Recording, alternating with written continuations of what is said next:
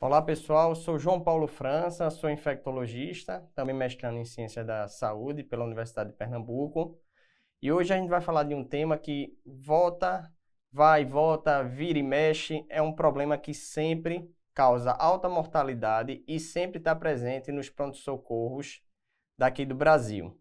São as arboviroses, e aí a gente vai falar nelas como um todo. Na aula de hoje, a gente vai falar todos os diagnósticos diferenciais entre essas principais arboviroses que assolam pelo Brasil. Também a gente vai entender como funcionam as notificações, que assim, um médico tem uma responsabilidade muito grande nisso. A gente sempre vai aprender também o que é que salva vidas, né? Que é o tratamento de suporte indicado.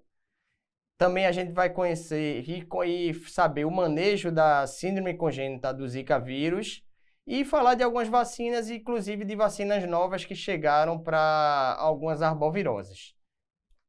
E aí vamos falar da dengue, tá bom? A dengue é uma velha conhecida nossa, né? É uma das principais arboviroses, a que é mais estudada dentre todas. E é uma doença, é uma arbovirose. E aí, arbovirose, para quem não sabe o termo, né? Arbovirose quer dizer que é uma doença transmitida por artrópode. E aí a gente tem o vírus da dengue, que é classificado como um flavivírus. Esse flavivírus é uma família, né, de vírus que tem RNA, sendo que é um RNA sem transcriptase reversa. Isso quer dizer que ele não integra o DNA da célula. Ele vai como RNA e faz a sua maquinaria como RNA no citoplasma da célula, diferente do vírus do HIV que tem a transcriptase reversa. O flavivírus é uma família de vírus que adora pegar carona em algum agente transmissor, geralmente um artrópode. Mas também faz parte do flavivírus o vírus da hepatite C, por exemplo. E aí, a dengue, é importante saber que ela tem 5 sorotipos, que a gente vai classificar com a nomenclatura Denver, né, que vai de 1 a 5. Epidemiologicamente falando, a Denver 2 e 3 são as formas mais graves e que são presentes no Brasil. Porém, a 2 é a mais comum. A 5, identificada até recentemente, ela não existe ainda no Brasil. Mas, assim, no mundo globalizado, tudo pode acontecer. E aí a gente sabe que não há transmissão de pessoa para pessoa e nem por secreções, mas tem a transmissão indireta, né? O mosquito pode se contaminar com a dengue picando uma pessoa que esteja com dengue e depois esse mosquito posteriormente picar outra pessoa. E aí, assim, dentro desse contexto, né, falando ainda do Aedes aegypti, o Aedes aegypti ele tem um papel muito importante na transmissão da dengue, porque é um vírus cosmopolita, é um vírus, ou desculpa, é um mosquito cosmopolita, é um mosquito adaptado à realidade urbana. Se a gente pegar um mosquito selvagem, por exemplo, ele só pica um hospedeiro lá, coleta o sangue dele e vai embora, está satisfeito durante o dia. O Aedes aegypti não, ele pode picar várias pessoas. Isso para a transmissão da dengue, isso é uma catástrofe. Para piorar, se você pegar um mosquito selvagem e afugentar ele com alguma tapa, alguma coisa, ele vai desistir de picar você e vai embora. O Aedes aegypti não, ele vai e volta. É o único mosquito que faz isso. Isso na transmissão da dengue também tem um peso muito importante. Outra coisa também, ele é um mosquito que é muito adaptável e se cria em situações de pouca água, que também é uma catástrofe no contexto da dengue. E aí vamos lá falando da fisiopatologia, tá? A fisiopatologia, ela vai ser subdividida em duas. No contexto da primo-infecção e também no contexto da reinfecção. Na prima infecção, geralmente o vírus é inoculado, né, por uma picada do mosquito, e aí seu corpo vai fazer os primeiros anticorpos, tá? Aqueles anticorpos heterólogos, que são anticorpos mais inespecíficos, são anticorpos com menor potência de sinalização para as células da imunidade. No caso aqui a gente vai representar com o monócito. E depois esses anticorpos heterólogos, eles são subespecializados, né, em homólogos. E aí são os anticorpos que a gente vai ter para o resto da vida, anticorpos bem específicos e que têm uma sinalização forte para essas células imunes. E por que eu estou falando disso? Porque quando a gente entra no contexto da reinfecção, aí isso daí tem um peso muito grande. Como eu disse a você que anticorpo heterólogo, ele tem menos propensão em fazer uma sinalização eficaz para as células imunes, o que é que acontece? Se você olhar aqui nessa figura, o vírus vai se acoplar ao anticorpo, e aí esse anticorpo, quando entrar na célula, ele não vai fazer uma sinalização forte, e a dengue, o vírus da dengue, com seus mecanismos internos, ele vai evadir do sistema imune e vai conseguir penetrar na célula. Uma vez penetrando na célula, ele fica protegido de outros anticorpos. E aí ele ganha um abrigo para poder fazer mais vírus. E aí a gente acaba tendo uma infecção, a reinfecção, né, uma situação que evade do sistema imune, potencialmente sendo mais grave. E aí, dentro do contexto da fisiopatologia, né, tá aqui o nosso Aedes aegypti, que eu falei muito bem para vocês, porque ele, né, no contexto da infecção, ele é um mosquito cosmopolita, e é isso, né, ele pica a pessoa, né, ele pega a dengue, ele contrai a dengue e sai, ele não fica doente, claro, e aí sai passando para outros seres humanos. E aí, ó, no contexto urbano, ele se adapta muito bem. Qualquer água parada, tá? Até os ovos, eles têm relatos que eles duram até 6 meses no ambiente sem água. Isso é algo, assim, pra gente, catastrófico. E aí, como é que funciona, né? Uma vez que a gente é picado, tem um período de incubação que vai de 2 a 15 dias, em média 5 dias. E depois, esses vírus começam a se replicar. Quando ele começa a se replicar, até um dia antes do aparecimento da febre ou dos sintomas constitucionais, a gente começa a ter vírus detectável no sangue. E esse vírus fica detectável até o 6º dia de doença. É assim que funciona. E aí, de maneira específica, dentro do corpo humano, a gente vai ver o seguinte. Esses macrófagos, uma vez invadidos e sinalizados, eles começam a liberar citocina e fator de necrose tumoral alfa. E isso daí vai ter uma resposta imune adquirida. Né? Essa resposta imune vai ter uma repercussão nos nossos vasos. Como? Esse aumento, né, essas citocinas, esse TNF-alfa, ele vai ter um aumento de histamina no nosso, colocando aqui, no nosso corpo. Né? E aí esse aumento de histamina ele vai estimular o aumento da permeabilidade capilar. E aí, com o aumento da permeabilidade capilar, a gente diminui essa barreira entre o nosso vaso e o intestício. E o que é que acontece? A água, ela passa. E aí a gente perde a água, né, do nosso corpo para o terceiro espaço, o líquido para o terceiro espaço.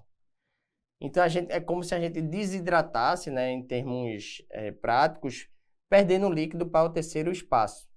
Para piorar, né, essas citocinas também, ela vai fazer os sintomas cardinais, que é a função dela, dar o alerta para o nosso corpo que a gente está doente, e também vai provocar febre, né, moleza, tudo isso estratégias para imunidade inata para conter o vírus. Sendo que essa resposta exacerbada, ela pode dar a plaquetopenia também. E a plaquetopenia vai ter uma influência aí multifatorial, tá? Tanto pela resposta imune exacerbada, mas também pelo esse aumento da permeabilidade capilar, que pode consumir plaqueta também.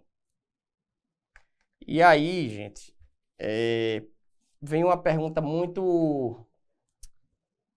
como se fosse uma casca de banana, né? Por que os pacientes eles ficam graves na dengue? E aí tentaram explicar, não, são os fatores epidemiológicos do subtipo da dengue, não, são os fatores virais de alguns receptores de alguns subtipos do vírus. Depois falar de hospedeiro. No final das contas, viu-se que é multicausal, né? Multifatorial. São vários fatores colaborando entre si para que o paciente desenvolva a forma grave. E é assim que a gente vai falando. Veja, a alta densidade vetorial, o que é que isso tem influência? Você vai ser picado mais vezes, você vai se expor à carga viral mais vezes do que uma baixa incidência vetorial. Para piorar, a gente tem sorotipos que são mais graves. Vamos pegar aqui o sorotipo 2 ou 3, por exemplo. E aí já vai somando, né, esses dois. E aí, para piorar, eu sou uma pessoa que está fazendo imunobiológico para tratar alguma doença autoimune. Então, meu sistema imune já não é muito legal. Soma tudinho, eu tenho um resultado de uma forma grave no indivíduo. E essa é a teoria da multicausalidade dentro do contexto da dengue. E aí a gente tem as fases, né? São classificações muito importantes, nessas das fases. É muito importante para você que está acompanhando o paciente, não de maneira vertical, aquele contato único ali na emergência, mas para você que vai acompanhar o paciente por vários dias. A gente falou bem, né, na fisiopatologia que primeiro vem a fase febril. Então tem aquela febre alta, né, a dor retroorbitária, mialgia, aparece o exantema com prurido, né, um exantema maculopapular. E aí esse rash, ele gosta de acometer face, tronco e depois membros, né? Então ele começa nas regiões centrais e depois vão indo para a periferia, muito diferente da rickettsia, por exemplo, que é uma doença transmitida por carrapato, que começa na periferia e vai para o centro. E aí, o prurido, ele aparece frequentemente, mas ele não é obrigatório, não é toda pessoa que faz o prurido. A gente vai ter linfadenopatia, né, diarreia, e a prova do laço também vai aparecer. Para quem não sabe a prova do laço, a gente vai pegar a pressão arterial sistólica, a pressão arterial diastólica, faz uma média entre as duas, não é a pressão arterial média não, viu pessoal? Não confundam. Aqui a gente vai somar as duas e dividir por 2. E aí a gente vai pegar esse valor, vai ser o valor que a gente vai inflar nosso manguito. E aí a gente espera, né? Faz um quadrado de 2,5 aqui, centímetros.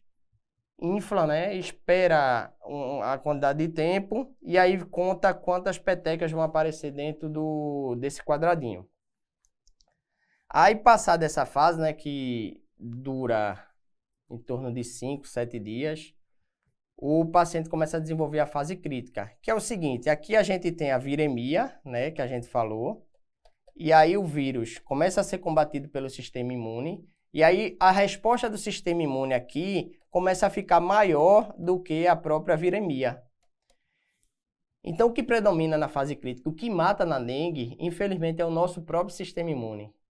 Não é bem a dengue em si, é o nosso sistema imune tentando combater a dengue. E aqui começa a ter a redução da febre, mas alguns pacientes, quando a resposta imune é exacerbada, vai para uma fase mais grave. Ou outros, que têm a resposta imune mais equilibrada, vai para a fase de recuperação. É assim que funciona. E aí, aqui mostrando para vocês, tá? Deixa eu até apagar para vocês verem como a gente... Os tempos, né? Sobre a prova do laço. Aí aqui tem adultos e tem crianças, tá?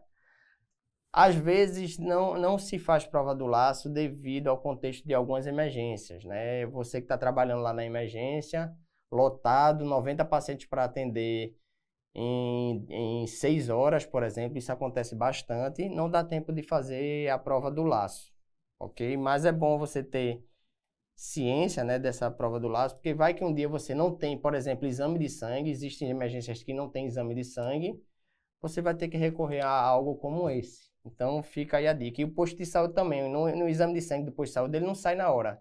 Então, você tem que recorrer para poder orientar melhor para onde seu paciente vai.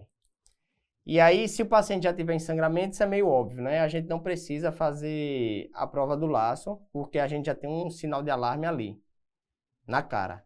Lembrar que a prova do laço, ela não é um sinal de alarme, ela é só para orientar a conduta e a gente ficar esperto.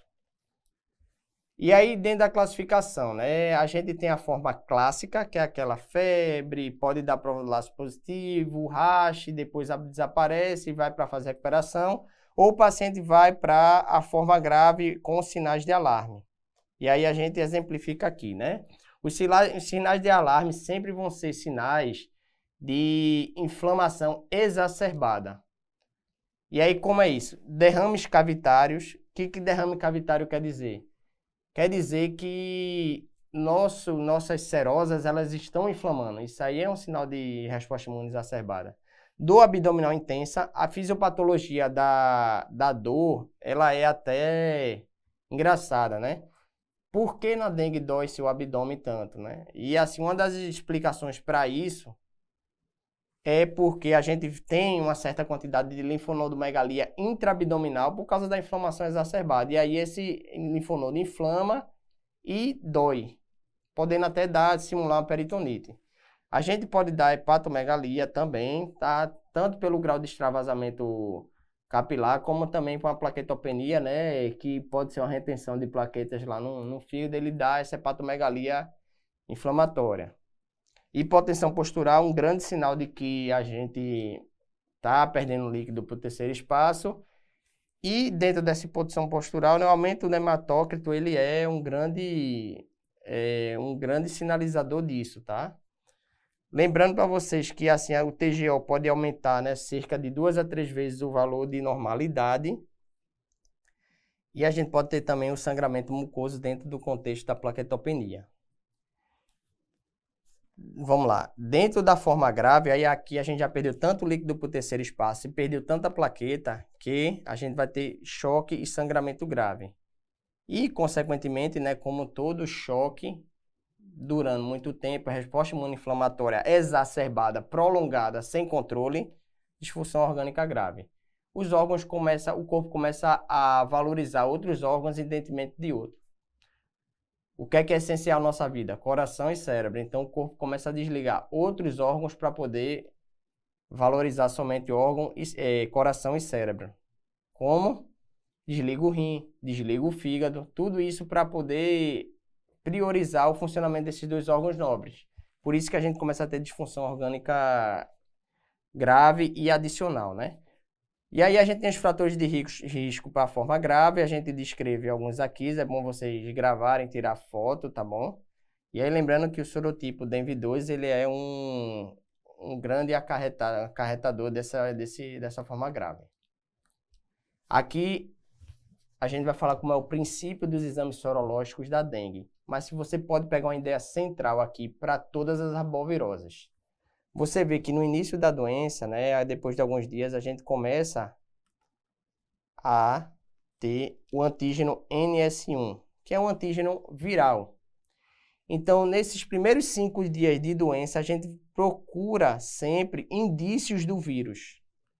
Depois disso, a gente procura indícios de imunidade contra o vírus. É assim a investigação de toda a arbovirose. No caso da dengue, a gente tem um antígeno NS1. E nas outras arboviroses, a gente tem a quantificação da carga viral. A reação de polimerase cadeia, né, que amplifica o DNA viral para detectar o DNA viral na íntegra. Então, o princípio de toda arbovirose é isso. No começo, você vai pesquisar indícios diretos do vírus, depois a gente faz indícios indiretos com a sorologia. E aí, quando a gente solicita essa sorologia, né? Porque às vezes nem sempre está disponível e nem sempre você tem tempo de estar esperando isso. Simples, gente. Se na sua cidade ou estado não está tendo epidemia de dengue, é bom você estar sempre informado quanto a isso e sempre tem no site do CIEVES do seu estado os boletins epidemiológicos. E no seu município também tem, no site da Secretaria de Saúde do seu município. E aí você vê se está tendo alguma epidemia de dengue. Se não, você vai ter que pedir exame em todas as suspeitas. Se tiver dentro de uma epidemia, a gente só vai fazer no C e D. B só se você tiver a possibilidade de pedir, não tiver um plantão mais controlado, ou se tiver uma disponibilidade maior naquele hospital que você está trabalhando. É assim que funciona. E aí vamos para o que interessa, né? O manejo, onde a gente salva vidas. A gente vai dividir em letras, tá? Vai ser a dengue A, dengue B, dengue C e dengue D. Começando pela A, é aquela dengue sem sangramento, sem sinais de alarme. E o paciente sem risco social ou comorbidade. Sim, a gente tem que analisar o risco social do paciente, porque às vezes o paciente vai, mas não tem como voltar depois. Para ir para aquele pronto-socorro ali foi uma epopeia para o paciente. E aí ele não tem como voltar. Isso entra também na sua avaliação. Então, quando a gente está aquele paciente sem risco nenhum, o que é que a gente faz? A gente vai fazer um manejo ambulatorial, né? Um manejo não dentro de um hospital. O importante é calcular sempre a quantidade de hidratação domiciliar que a gente vai fazer. E dentro dessa hidratação domiciliar, que é 60 ml quilo dia, 1/3 disso vai ter que ser o soro de reidratação oral, porque ele faz uma hidratação ativa, né? Ele vai ter sódio e glicose lá para fazer aquela bomba dentro do enterócito, para bombear ativamente ou por difusão facilitada, desculpa, para dentro, né, do nosso corpo a água, e os outros 2/3 é de líquidos diversos, de preferência a água, mas pode ser sucos, etc, e assim vai. Sendo que desse todinho aqui, 1/3 deles vai ter que ser consumido nas primeiras 4, 6 horas. E aí, às vezes, o paciente tá enjoado, ele não consegue beber isso. A dica é você fala para o seu paciente botar numa garrafinha e beber de pequenos goles a todo instante, de 2 em 2 minutos, por exemplo. E aí ele consegue beber esse 1/3 do líquido nas 4, 6 primeiras horas. Se ele for beber tudo de uma vez, ele vai enjoar e pode vomitar. E aí isso não é o que você quer. Lá no terceiro e quinto dia ele retorna para você ver como é que ele está. Nesse caso aqui, não precisa pedir exames, a não ser que você esteja num período fora de epidemia. Mas se não tiver, aqui não precisa pedir exame, é um manejo totalmente clínico. Aí a gente já tem outra situação aqui, que pode chegar no posto e na emergência também, mas essa aqui é mais comum no posto. É o paciente que vai ter petequias, né, ou uma prova do laço positiva, ou tem algumas comorbidades, como a hipertensão não controlada, diabetes não controlado, né? Tem um risco social, esse paciente não pode voltar, é morador de rua, etc. Gestantes e extremos de idade. Esses pacientes aqui vão ter que fazer, vai ter, né, aqui a classificação B, e nesses pacientes aí a gente já entra com algumas mudanças no manejo. Aqui vai ter que ter exame, ok? Ah, mas na minha unidade não tem exame. Então, você vai ter que ver esse paciente mais vezes, já que na sua unidade não tem exame. Ele vai ter que ser visto bem de perto, tá? Ou, se possível, se na unidade não tiver exame, você internar só por causa disso, por causa da sua observação. Mas vamos lá. E aí você vai olhar, por exemplo, o hematócrito, ok? Do paciente. Que aí no ambulatório, né, a gente vai ver o hematócrito até 40, né, em mulheres e até 45 em homens, para avaliar a hemoconcentração. Se passar disso, aí a gente tem uma hemoconcentração descrita. E aí depois vai ter outro exame, né, que aí a gente tem uma melhor monitorização na internação. Mas no retorno desse paciente, se esse hematócrito subir 10%, ou na mulher subir acima de 44% ou acima de 50% no homem, aí a gente tem que justificar a internação do paciente. Se a gente pediu no ambulatório, deu lá esse hematócrito abaixo desse nível, e depois você pediu outro, tá? Com 24 horas. E aí ele aumentou, nesse nível aqui, você justifica a internação do paciente.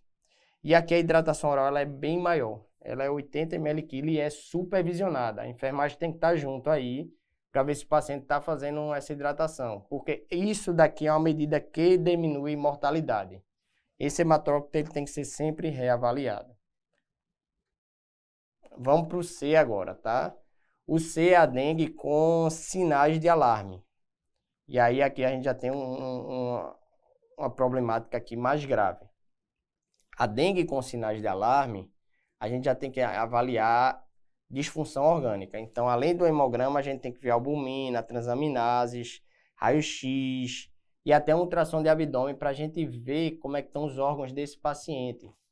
Para o contexto de uma disfunção orgânica, a gente prevê uma disfunção orgânica. E aqui a hidratação, ó, endovenosa. A hidratação ela fica aqui endovenosa, tá bom? E aí a internação por no mínimo 48 horas e a reavaliação clínica de em uma hora recomendado, né, em hematócrito de 2 horas. Então você vai fazer os 10 ml quilo por 2 horas e depois fica uma manutenção de 25 ml quilo a cada 6, 8 horas. Cuidado para não encharcar o paciente, tá? Se não melhorar nisso, ele vai partir para o grupo D. E aí uma pausa para a prática, tá bom, pessoal? Em poucos serviços, inclusive parte privado, você não vai conseguir essa frequência de hematócrito. Porque até em alguns serviços privados, esses exames eles demoram mais de 2 horas para sair. E aí você às vezes não vai conseguir essa frequência aqui. E ainda digo mais, em muitos serviços, inclusive privado, você não vai conseguir essa reavaliação clínica de hora em hora, não vai ter médico disponível para isso. E aí, por que eu estou falando isso? Que em muitos contextos, você olhando lá a situação que tem vaga de UTI, não é recomendado, por protocolo do Ministério da Saúde, a dengue tipo C está em UTI. Porém, dentro do nosso contexto e realidade, acaba que esse paciente sim sendo uma indicação de UTI de forma prática. Se você quer que o seu paciente seja reavaliado de 1 em 1 hora, na nossa realidade, isso só é possível dentro de uma UTI. Mas falando em UTI, né, a gente vai com a dengue tipo D, que realmente é a dengue que tem que estar em UTI, que é com choque ou disfunção orgânica, pelo Ministério da Saúde. Porém, a gente faz um conselho aqui, né, que foge um pouco do protocolo do Ministério da Saúde. Na dengue tipo D já tem disfunção orgânica, já tem choque. Então a gente vai ter que ter expansão. Se não melhorar, vai ter que avaliar droga vasoativa, reavaliação clínica a cada 15, 30 minutos, hematócrito a cada 2 horas. E se possível, o hematócrito HB estiver caindo, né, a plaqueta estiver caindo, a gente vai ter que ter ajuda de hemoderivados. E aí fica óbvio, né, no contexto de plaquetopenia, que a gente tem que evitar AINE e salicilatos por colaborar com a disfunção plaquetária. Então, a gente não pode fazer essas medicações, ok? E aí, falando um negócio bem importante, né? Toda dengue ela tem que ser notificada. Se tiver uma dengue grave ou com óbito, aí a notificação tem que ser imediata, ou seja, tem que ser feita em 24 horas. Lembrar aqui, evitar esse AINE e salicilatos. Porém, não é impossível você pegar um paciente que tem uma válvula protética, né, dentro do coração e faz o uso de AS. É um paciente que está em profilaxia secundária, né, de tromboembolismo, ele faz o AS. E aí parar, aí é complicado porque você vai ter que avaliar custo-benefício, que ele pode fazer um novo evento trombótico. E aí o que é que a gente faz na prática? Se a plaqueta estiver acima de 30 mil, a gente mantém o AS. Se a plaqueta estiver abaixo de 30 mil, a gente suspende e observa até subir de novo para 50 mil e a gente poder retornar. Se tiver entre 30 mil e 50 mil, a gente mantém, mas tem que ter uma observação bem de perto para avaliar essa plaquetopenia. Então, os exames têm que ser com frequência sendo feitos. Então, é proibido a nossa aspirina aqui. Dentro da prevenção, eu prometi a vocês que ia falar da vacinação. E aí eu trago para vocês duas vacinas, né? A Dengvax e a nova vacina da Takeda. Então, a gente não tem nenhuma antiviral específico, né, para a dengue. O que salva o paciente é o reconhecimento precoce, a intervenção precoce. Isso salva vidas. Sempre temos que notificar casos por suspeitos para a gente poder sempre ter aparato no nosso serviço de saúde como um todo, né, na saúde populacional, para fazer o reconhecimento precoce.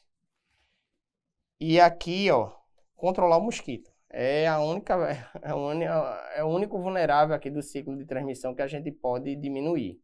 E sobre as vacinas, né, a gente tem a vacina da Dengvax, que é de vírus vivo atenuado. E aí ela pega do sorotipo 1 ao 4, é feito para pacientes de 9 a 45 anos. E ela é feita apenas para o paciente que já teve contato com a dengue, né? É da rede privada essa vacina. E é uma vacina que a eficácia dela gira em torno de 60% em alguns trabalhos a 80%. Assim, é uma eficácia de vacina baixa. Já a vacina da Takeda, ela tem uma eficácia em alguns trabalhos maior do que 80%.